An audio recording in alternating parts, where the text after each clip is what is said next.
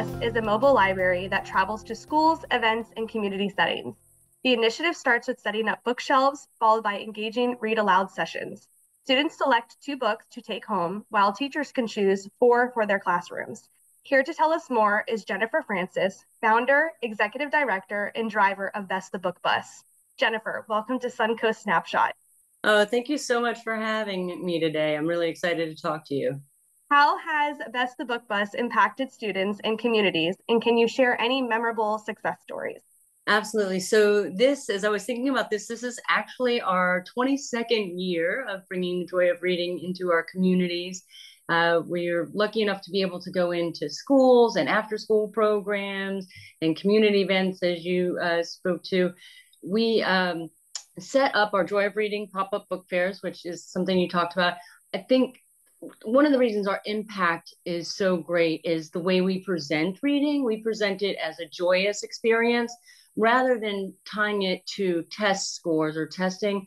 A lot of times for students, reading can be sort of a stressful experience because it's tied to test scores. So what we're trying to do is bring in our Joy of Reading pop-up book fair so students are able to really just think about reading as a fun activity that they're able to do, something that becomes part of their school experience in a way that is meaningful to them, right? And so I think that's a big part of the reason that our programming has had the impact that it's had.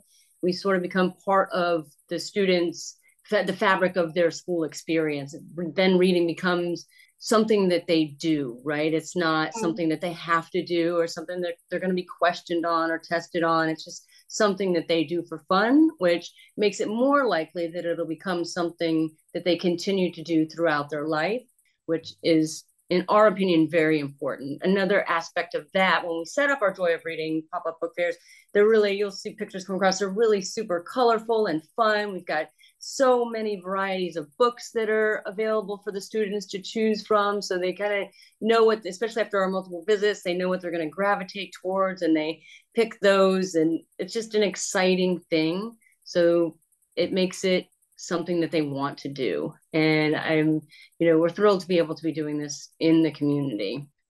Success story wise, I think one of my favorite stories, there's a young lady named Milan. She was a student of ours last year that we visited. We go to Booker T. Washington one time a month.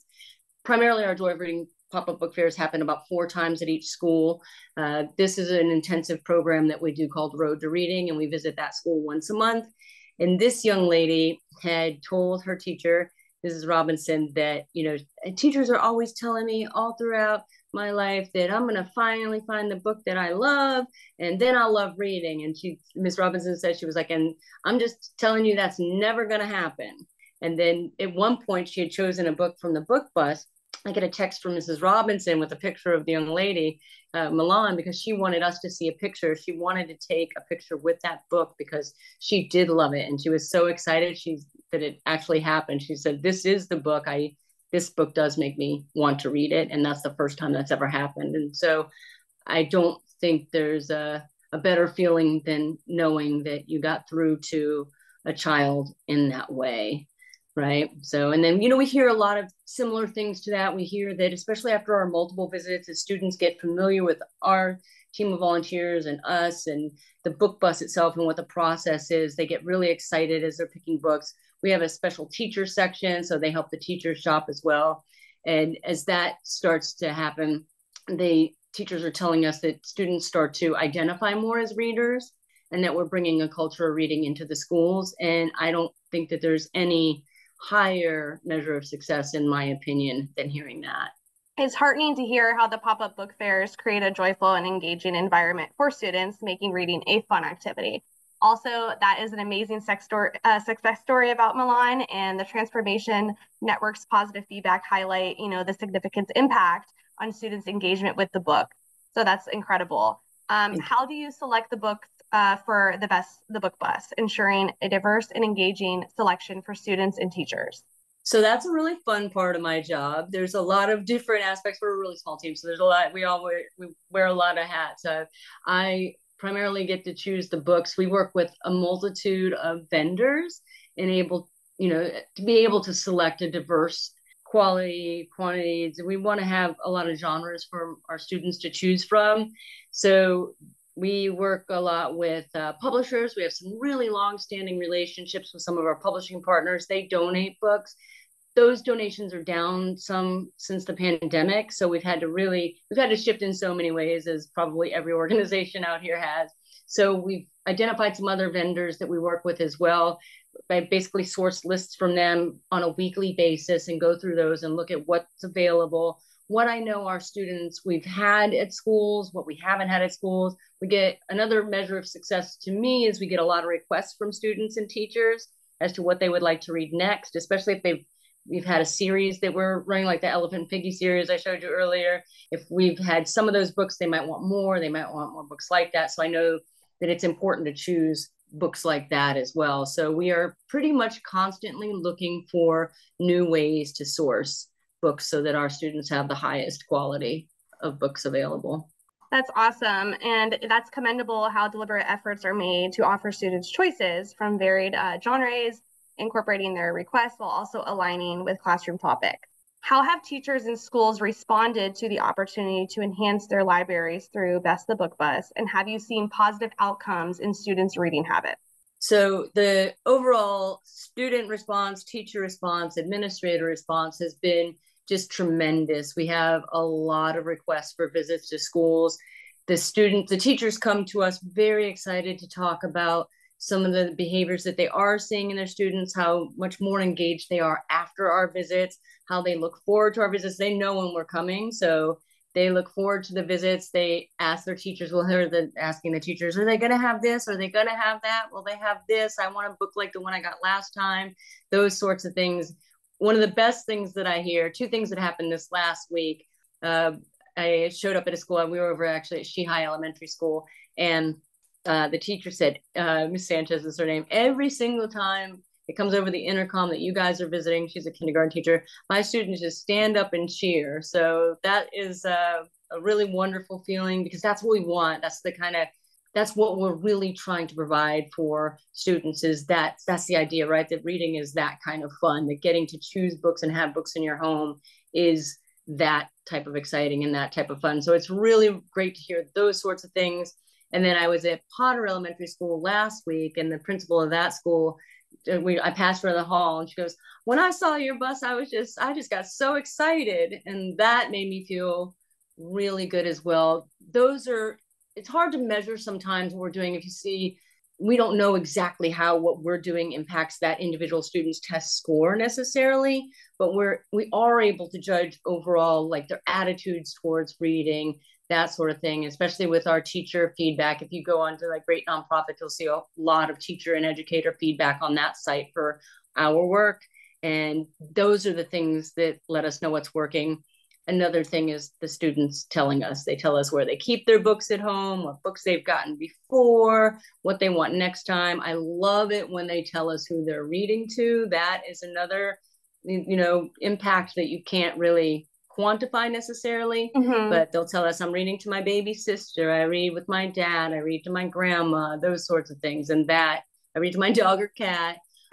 So those things are really exciting as well for us. That's really awesome. It's cute to hear how the students are choosing books for family members and the lasting impression that Bess The Book Bus has made on them over the years. So that's really awesome to hear. Can you share insights into the logistics of operating a mobile book bus, including challenges faced in reaching various locations and strategies for making the reading experience accessible and enjoyable? Absolutely. So as you know, you work for a nonprofit. The nonprofit world is definitely not for the faint of heart. There's so many moving parts. There's so many challenges out here, but there's an equal amount of rewarding experiences. So for that reason, there's nothing else I can even think about doing with my life. There's nothing else I would rather do. I think I told you earlier that I would like to win a lottery, so I don't ever have to worry about the biggest challenge. Don't we all? Yes, but I'm like one of those strange people, though. I want to win a lottery so I can keep my job, which is a really strange reason to want to win the lottery. I might take like 2 months off a year if I was self-funded. But I really do want to just be able to do this. And it really comes down to, so the challenges, they're kind of myriad, right? The biggest one is always financial. Funding is the ongoing battle out here to make sure that we can be funded enough to reach all of the schools. We have a wait list for schools pretty much at all times right now. So Mm-hmm. to be able to, keep that capacity, we have to maintain a certain level of funding. So I would say that's our biggest challenge. We also have remarkable partnerships, both corporate, like we work with a lot of corporations that we've been working with for over 15 years. We work with community partners like you all. We work with publishers, individual donors, and foundations. And most of those relationships are 15-year plus relationships. And that makes such a difference for us. Our funders have stayed by us through some of their own financial challenges, through the pandemic, and they've just really been there and been supportive. And I think in order to be sustainable, you have to have those meaningful partnerships and those meaningful relationships. We talked a little bit about our relationship that we have here locally, because we do also operate nationwide, but locally, we work a lot with the Transformation Network. We have a really good relationship with the district at this point, and that makes it easier because you're asking, what are some of your challenges getting into certain sites or getting the book bus into places, and that really minimizes those challenges. Because what's most important about the mobile capacity and what we do, what I think makes us strongest, is that we are able to meet students and educators and families where they're at. So, the economic barrier is a large one. It always is.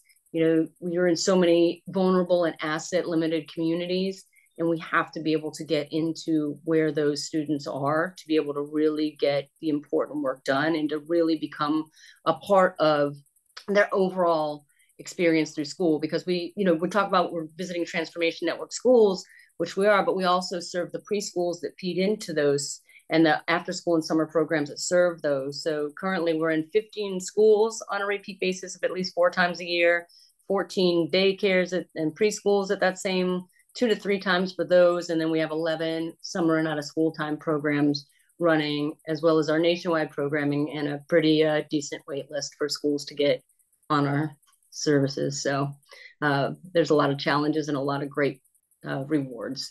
Yeah, I was just gonna say, well, even through all your challenges, you have so much passion and fire for, running Best the Book Bus. I appreciate you Thank you. sharing that insight with us.